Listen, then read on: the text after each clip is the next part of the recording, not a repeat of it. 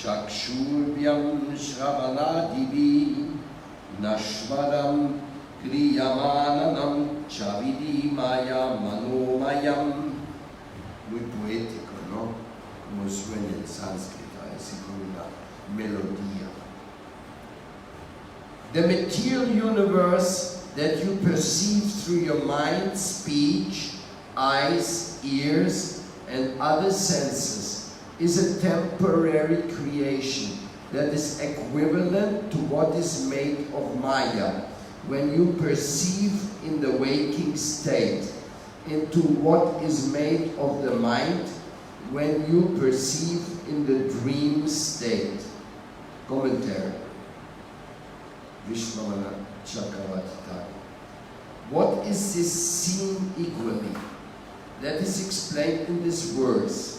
What you perceive by the mind and senses in the waking state is equivalent to what is made of Maya.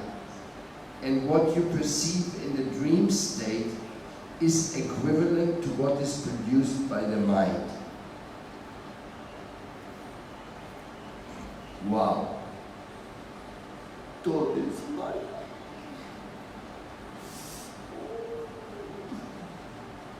Estamos en Maya, porque tanto nos gusta la Maya. El helado es Maya.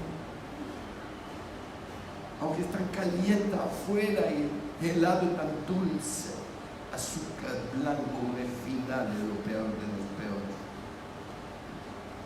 Pero tan atractivo. La sombra es Maya. Porque no estás refugio ante el sol. Confort es Maya. Cama suave, hiranya, kashipu. Acumulación de oro es Maya. Los reyes todos vestidos de oro es Maya. Los carros opulentos, cómodos, es Maya. Los casas increíbles, los palacios de los ricos, es Maya. El pelo arreglado bonito es Maya. La cirugía plástica es Maya.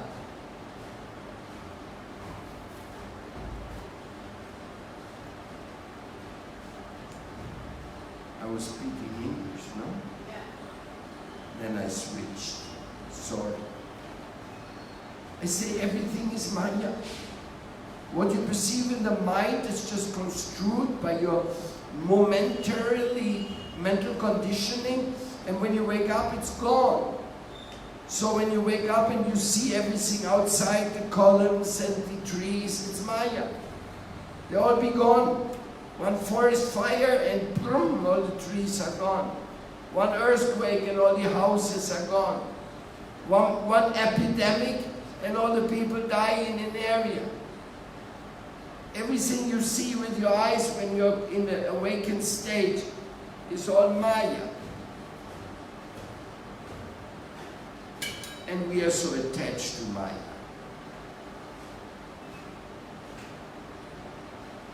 It is very embarrassing to admit how attached we are to Maya.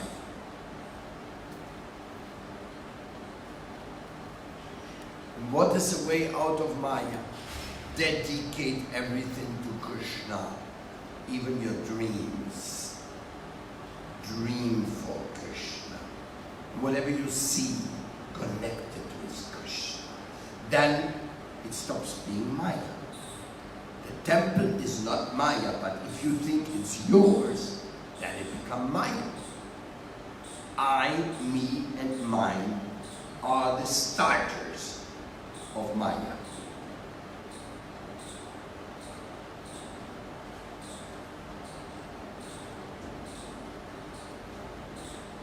So what is not Maya? That which can save us from Maya. Holy messages, holy mantras, holy prayers, holy offerings.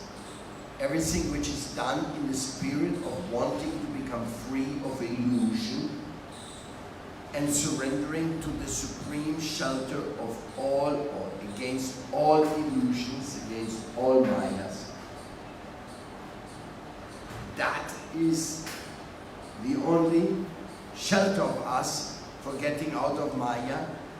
This is not Maya. What saves you from Maya is not Maya. Things become transcendental when you connect them with Krishna. Connection. If you have a family, connect your family with Krishna. If you have a house, connect your house with Krishna. Make a preaching center. If you have a company, make the money, the profits, go to Krishna for benefiting the people. Whatever you do, whatever you can, connect it with Krishna. Your personal beauty, your self-esteem, you can also offer it to Krishna by becoming an attractive preacher. Your smile can attract people to Krishna. It's why we are so attracted to smiles. We are not attracted to stone faces.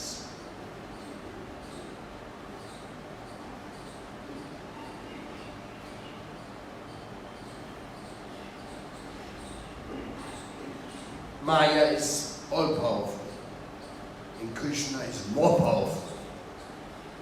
So you want to be with Krishna or you want to be with Maya? It's up to you. That's what this shloka says.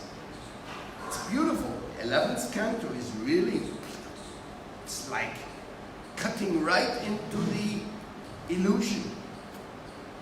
Next verse. Pum so yuktasya nanartu brahma saguna doshavak karma karma vikarmeti guna dosha diyogida. An ignorant person perceives many illusionary meanings with conceptions of good and bad. Thinking in terms of good and bad, the ignorant person sees differences in terms of prescribed actions, neglected actions, and forbidden actions. Commentary. The verse explains the previous verse. There are various meanings endowed with good and bad qualities. An ignorant person, ayuktasya, perceives erroneously. For persons who have fallen into the current of the gunas, the three modes of material nature, what is good quality and what is bad quality? What is good object or bad object? Chitraketu Maharaj has said, Guna pravaha itasmin kasapa konvanugraha kasvargonaraka kova kim shukam kiham mevava. In the form of the gunas, which is a curse, and what is a blessing, what is svarga and hell, and what is happiness and sorrow.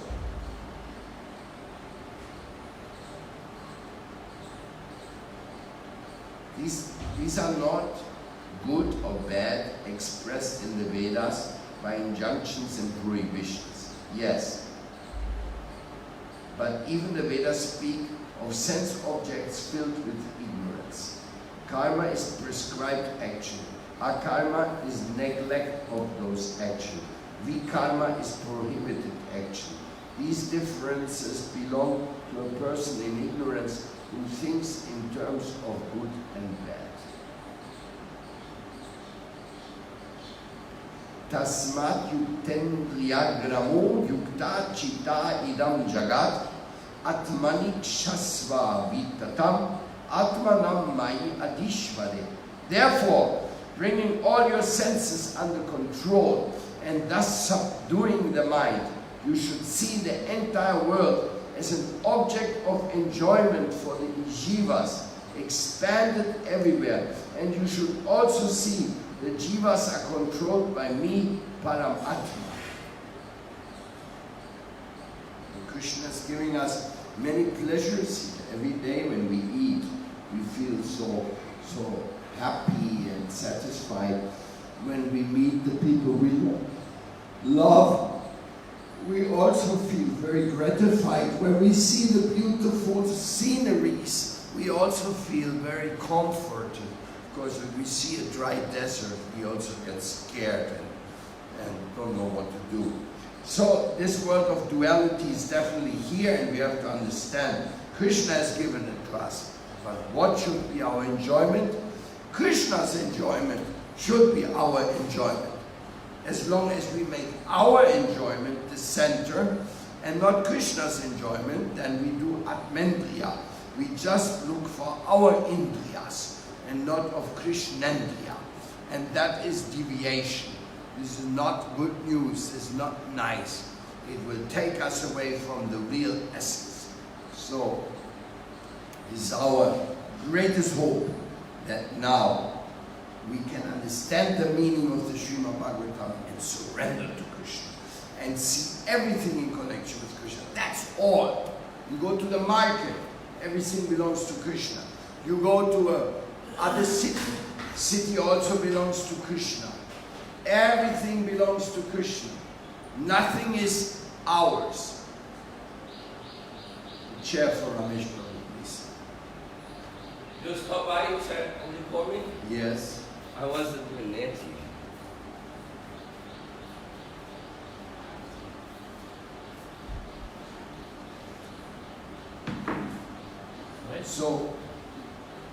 So this is the message of our scriptures, that we belong to somebody. We are not homeless creatures thrown into the random creation without any sense or meaning. We are not. We are just too beautiful for that. We are too smart for that. We are too dedicated for that. We are too anxious for that. We have too many good inclinations, good aspirations for being the random mistake of creation. Some stupid ideas some people have. We do have somebody who owns us, but he chooses to give us some freedom. Just like a parent.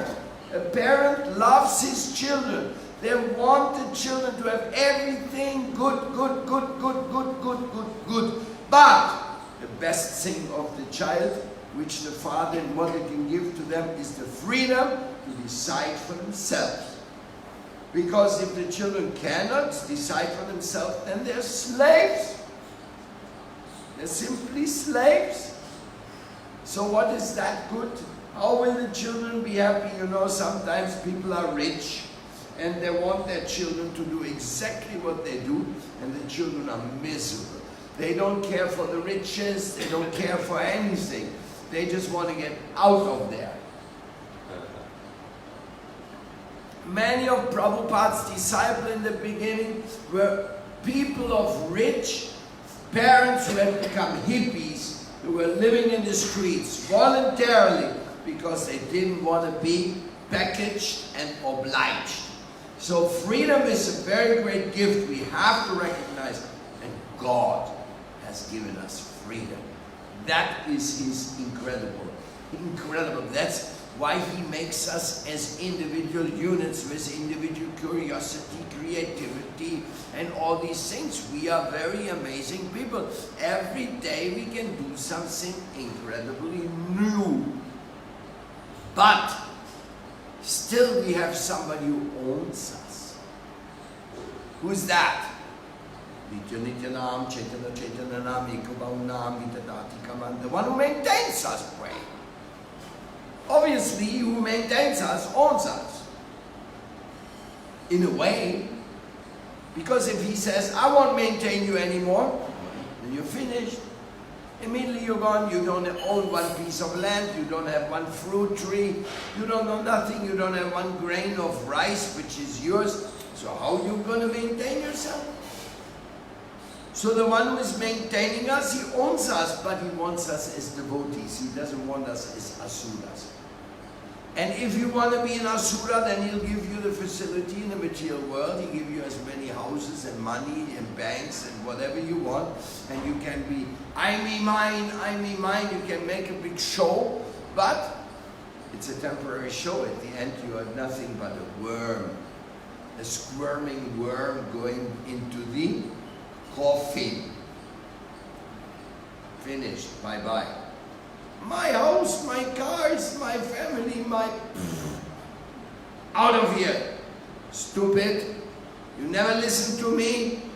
Now, who knows what's your next birth gonna be?